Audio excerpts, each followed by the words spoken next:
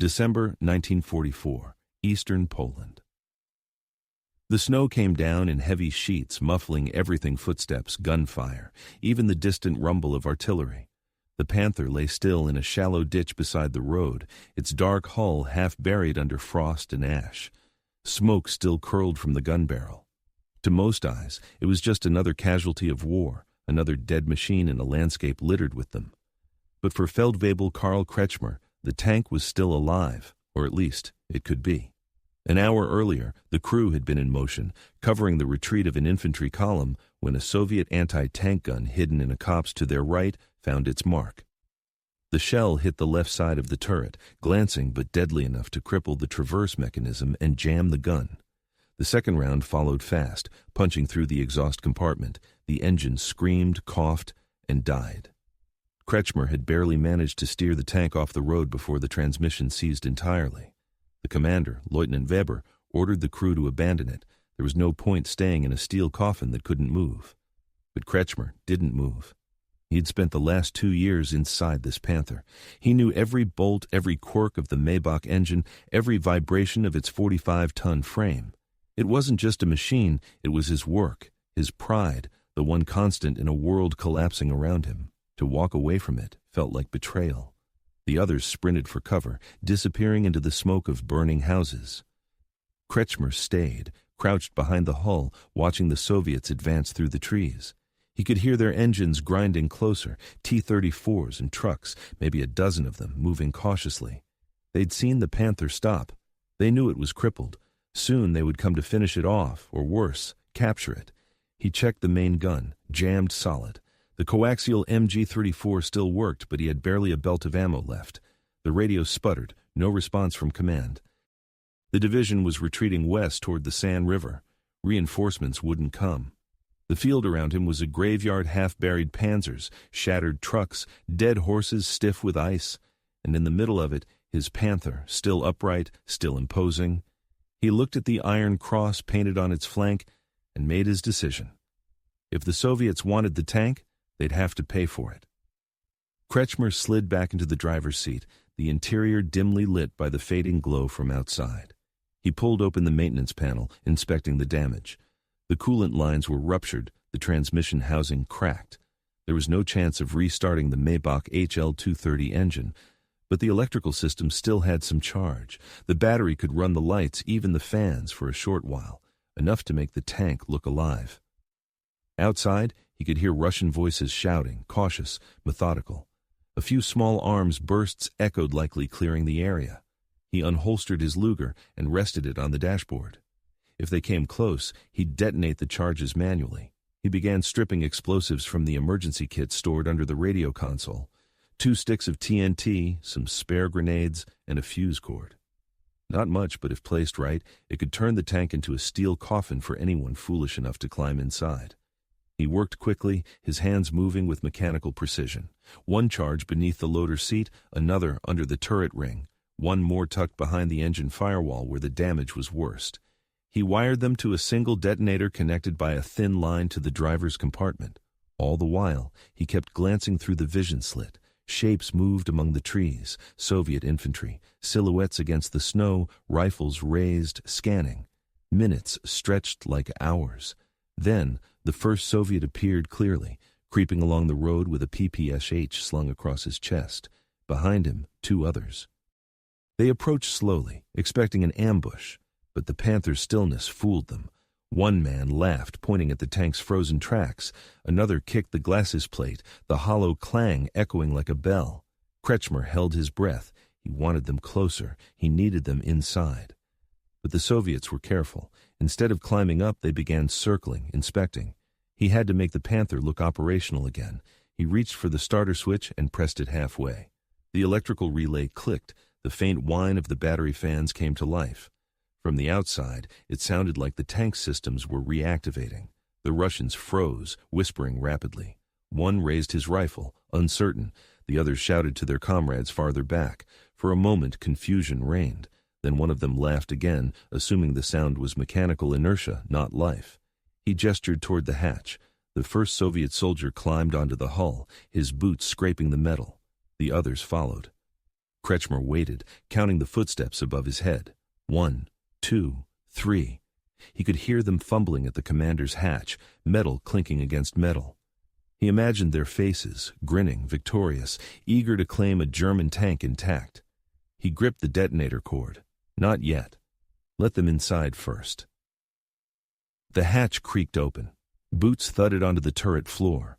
Russian voices echoed inside the confined space, amazed at the intact equipment, the clean optics, the ammunition rack still half full. They didn't know the Panther's gun was jammed. They thought they had captured a prize. Kretschmer's heart hammered against his ribs. He pulled the cord. The explosion tore through the hull like thunder. The turret burst open in a blossom of fire and steel. Shrapnel scythed outward, shredding the men on top. The blast wave blew Kretschmer backward, slamming him against the driver's seat. Smoke filled the compartment, choking, acrid, metallic. He crawled out through the side hatch, ears ringing, lungs burning. The Panther burned behind him, its black silhouette flickering against the snow. The Soviets screamed, some firing blindly into the smoke, others dragging their wounded away. Kretschmer stumbled into the tree line, clutching his rifle. He could barely see, barely breathe. His uniform was torn, his face streaked with soot. He collapsed behind a fallen log, watching as the tank burned through the night. The Soviets eventually withdrew, convinced the explosion had been caused by leftover ammunition igniting. They didn't even suspect that one man had stayed behind to trigger it. To them, it was just another wreck that had finally died. By dawn, the snow had covered the ground again. The Panther was a blackened carcass, its turret twisted, gun drooping like a broken limb. Kretschmer was gone, moving west through the forest, limping but alive. When he finally reached friendly lines 2 days later, he could barely speak. His comrades assumed he had been separated during the retreat. They never asked about the tank. He never told them.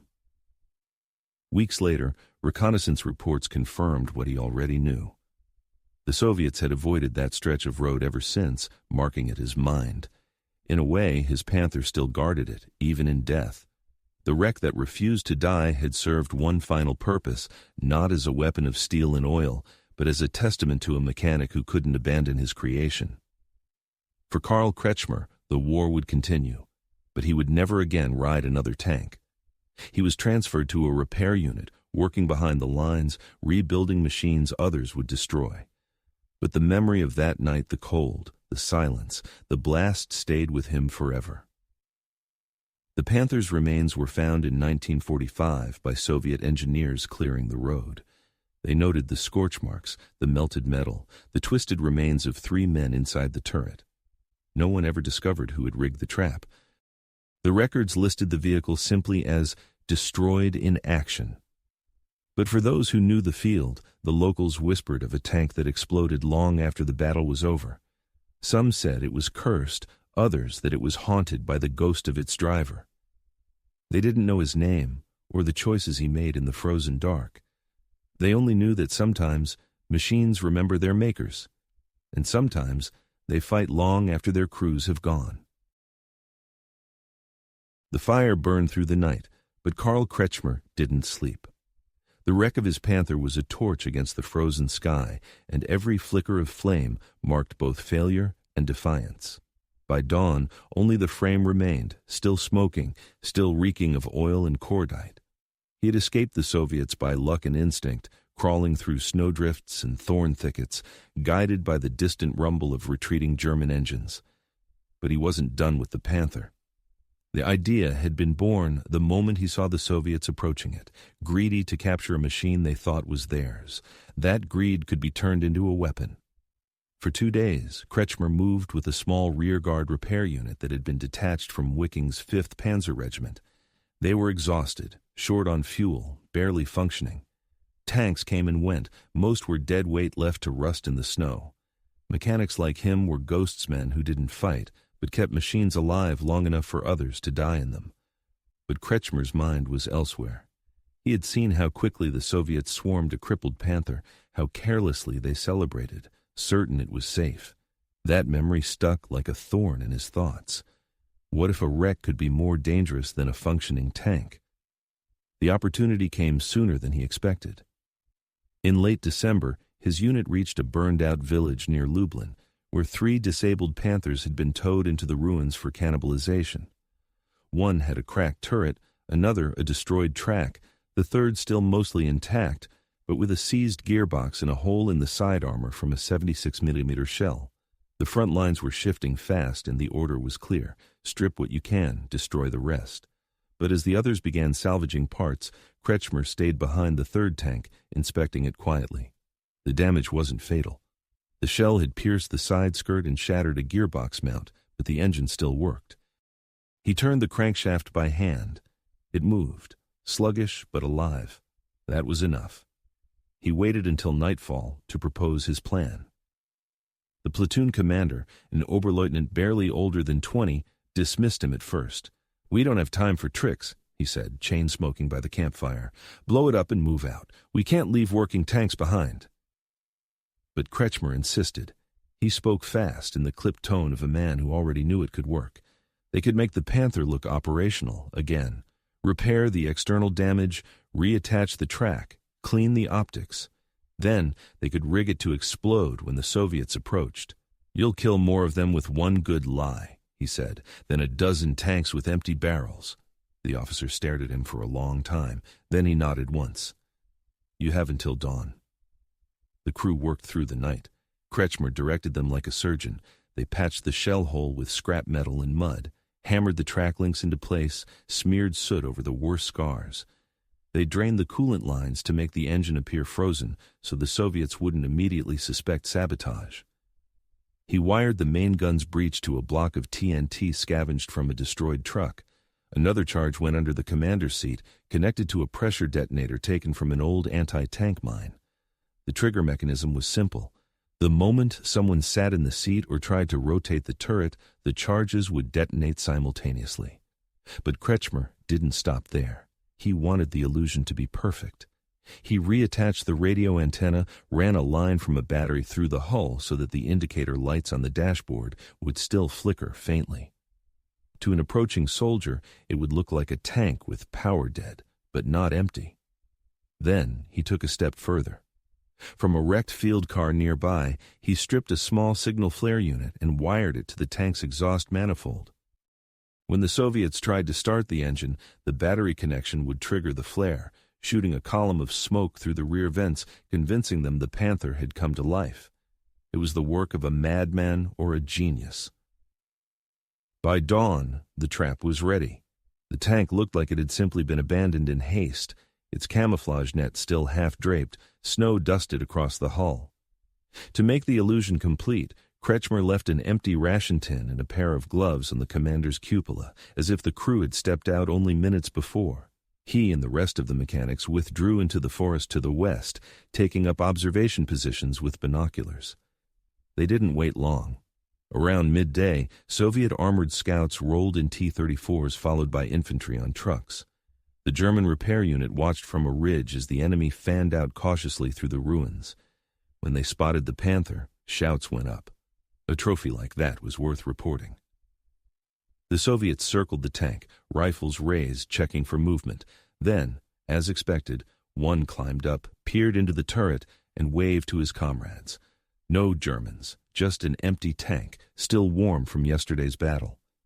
The repair crew held their breath. Another soldier joined him, then a third. They tugged at the commander's hatch, pried it open, and disappeared inside. A fourth approached the driver's compartment, calling out orders.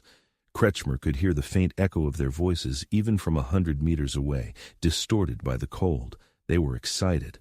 They thought they had captured a working Panther. The soldier inside pressed the starter switch. A hiss, a flash, and then, in an instant, the tank became a fireball. The explosion shattered the turret ring, ripping the entire upper hull apart.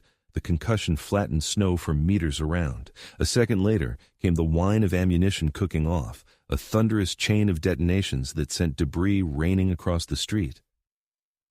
The Soviet column froze, confused, then scattered as flaming fragments fell among them. From the ridge, Kretschmer watched in grim silence. He didn't cheer. He didn't speak. He only lowered his binoculars and turned away. One wreck, one perfect trap, had stopped an entire advance for half a day.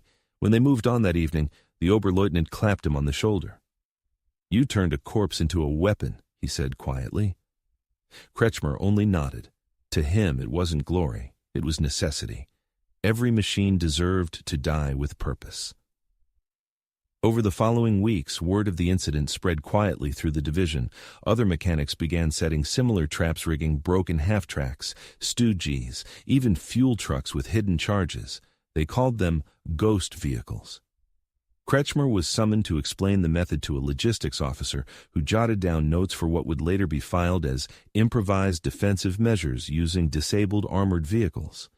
But the report never reached Berlin. The front was collapsing too fast. By February 1945, the 5th SS Panzer Division was retreating across the Oder, leaving behind a trail of burned and booby-trapped armor. Soviet engineers quickly learned caution. Any abandoned German tank might now be a bomb. They began destroying them from a distance with artillery rather than risk capture. The traps didn't stop the Red Army, but they slowed it, made it hesitate, forced it to waste shells on corpses of machines. For Kretschmer, the war had narrowed to small acts of defiance. He no longer believed in victory. What he believed in was precision. In machines that could still serve their purpose, even broken. In the idea that a mechanic's hands could shape the battlefield just as surely as a soldier's rifle. He repaired, sabotaged, and rebuilt until his tools froze in his fingers and his ears rang from the constant thud of artillery. When the war ended, he disappeared like so many others. No medals, no records, just a name in an inventory list attached to a burned-out Panther, serial number 108. Soviet engineers who examined the wreck in 1945 noted the remains of a radio battery connected to a flare trigger. They didn't understand what they had found. They marked it simply: destroyed by internal explosion, cause unknown. But among the few survivors of Wiking's rear units, the story lived on the story of the mechanic who made dead tanks fight again. And in that story lay a strange kind of truth, that war isn't only fought by those who fire weapons, but by those who understand how to make them lie, how to make the enemy believe what isn't there. Kretschmer's Panther never fired another shot, yet it killed more effectively in death than it ever did in life. The thaw came early that year. By March 1945, the snow had melted into thick mud, turning every road into a river of filth and exhaustion. The German army was retreating faster than anyone dared to admit. Along the Oder River, the last defensive lines were collapsing. But in one forgotten corner of that front, near the village of Reppen, a single crippled tank was waiting in silence. It had no crew, no commander, no orders, only the ghost of a mechanic's design. For weeks, Karl Kretschmer had lived like a shadow. He was no longer attached to any unit. His division, Wiking, had splintered into fragments, companies fighting in isolation, convoys trying to escape west. He followed the sound of engines and the smell of oil, patching what he could, scavenging parts from the dead. His hands were cracked and blackened with grease that never came off. He carried no rifle now, only a toolbox and a small satchel of explosives. That was enough. He found the new Panther by accident. It was half buried in mud near a blown-out barn, its tracks twisted, turret frozen mid-turn. The crew was gone, likely captured or dead. The engine compartment had been hit by shell fragments, but the armor was intact. Kretschmer crawled inside and sat for a moment, breathing in the cold scent of steel and smoke. It felt like coming home. He ran his fingers along the control levers, the cracked dials, the shell casings littering the floor. He could fix some of it, not to drive, but to deceive. By now, the Soviets had learned to fear abandoned tanks. Too many had exploded under their hands. They approached wrecks cautiously, sometimes blowing them up from a distance. But that caution was predictable, and predictability was something a patient man could use. Kretschmer began to plan not just another booby trap, but an ambush, a performance, a mechanical illusion. He started by cleaning the hull, wiping away the mud so the insignia was visible again. Then he climbed onto the turret and painted with a shaky brush a fresh coat of camouflage. It didn't need to be perfect, just enough to make it look active. Inside, he rewired the dashboard, running power from a scavenged battery to the panel lights and radio indicator. When the switch flipped, the interior glowed faintly, as if the machine had a pulse again. From a nearby wreck, he salvaged a working radio set. It didn't connect to any network. The German frequencies were dead or jammed, but that didn't matter. All it needed to do was hum. Static, faint, and intermittent would convince anyone listening that there was someone still talking on the line. The next step was deadly simplicity. He had only 3 explosive charges left, 1 block of TNT, 2 anti-tank mines, and a spool of wire. He placed 1 mine under the commander's seat, another under the turret gear, and wired the TNT behind the breech of the 75mm gun. All 3 connected to a single detonator under the driver's panel. Any attempt to start the engine, fire the gun, or turn the turret would trigger the chain. But Kretschmer wasn't satisfied. He wanted movement. He wanted to lure the enemy closer, not scare them off. He rigged a small hand crank mechanism from an old jack, attaching it to the turret ring through a gear lever. From a distance, he could use the crank to make the turret shift slightly left or right, slow enough to look like a tank scanning for targets. It was crude, but convincing. By the 3rd day, the trap was ready. The Panther sat like a sentinel at the edge of the village, its barrel aimed toward the only road from the east. Kretschmer dug himself a shallow foxhole in the ruins of a barn, covering it with debris. From there, he could watch the approach through a narrow gap. He had no intention of surviving if discovered, but that didn't matter anymore. The Soviets arrived just after dawn. Reconnaissance first 2 jeeps and a handful of infantry. They stopped when they saw the Panther. Through his binoculars, Kretschmer could see their hesitation. They conferred, gesturing, pointing at the tank. One of them fired a burst toward it, testing for movement. Kretschmer waited, then slowly turned the turret a few degrees. The reaction was immediate. Shouts, retreat, men diving for cover. To them, it looked like a live Panther still guarding the road. Within minutes, Soviet mortars opened up, shells whistling overhead and bursting in the fields around him. Kretschmer stayed low, waiting. The tank took a few hits, but the armor held. The Soviets kept firing, convinced there was a German crew still inside. They circled wide, trying to flank. Then came the real prey. A column of T-34s moved up behind the infantry, their turrets scanning nervously. The lead tank halted, its commander peering through binoculars at the motionless Panther. It didn't fire. Maybe he wanted to capture it. Maybe he thought it was abandoned again. The decision didn't matter. The Soviet infantry began creeping closer once more, advancing from both sides. Kretschmer waited until one of them reached the front glacis plate, tapping it with his rifle butt. Another climbed up, testing the hatch. That was the moment. He turned the crank again. The turret moved. The Soviet froze, eyes wide. His comrades shouted warnings. One fired a shot point blank into the vision slit. The bullet sparked and ricocheted. Kretschmer flipped the final switch. The explosion ripped through the Panther with a roar that shook the barn around him. The blast sheared the turret from its ring, hurling it into the road. Flames erupted through the gun barrel like a dragon's breath. The shockwave rolled outward, flattening men, tearing branches from trees. 2 of the advancing T-34s stopped dead, their crews blinded by the fireball. For several seconds, the battlefield went silent except for the crackle of flames. Then chaos resumed. The Soviets opened fire wildly, shells exploding around the wreck, convinced they'd stumbled into an ambush by a hidden German company. Kretschmer stayed motionless, his ears ringing. Smoke filled the sky, thick and greasy. He knew he couldn't stay. He crawled from the ruins, dragging himself through the mud toward the forest. He didn't look back. The Soviets would never find him. By the time they dared approach again, the wreck would be cold and empty. The perfect ambush fired by a ghost, executed by a dead machine. Hours later, when Soviet engineers inspected the site, they found little left but twisted armor.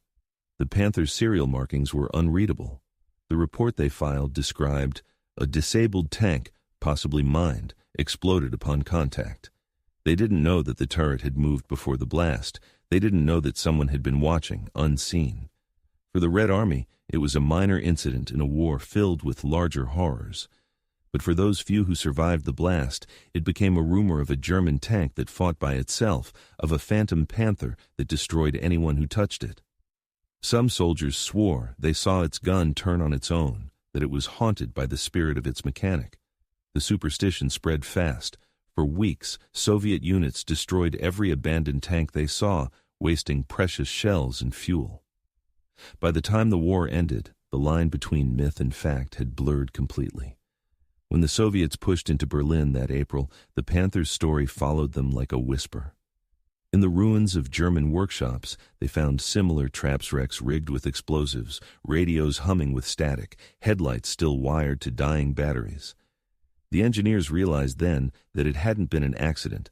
It had been a method, taught quietly, spread through retreating units. One mechanic's obsession had turned into a field tactic. Kretschmer himself was never found. Some said he died crossing the Oder. Others claimed he was captured, his identity lost among thousands of prisoners. A few surviving mechanics swore they saw him weeks later, walking along a column of retreating trucks, tools hanging from his belt, still covered in oil. But history didn't record his name.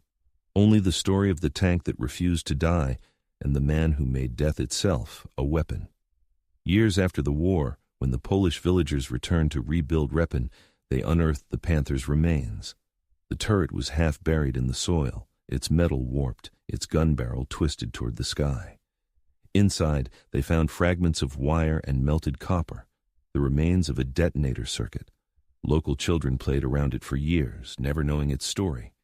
To them, it was just an old war relic, a broken monument from another time. But the old men remembered.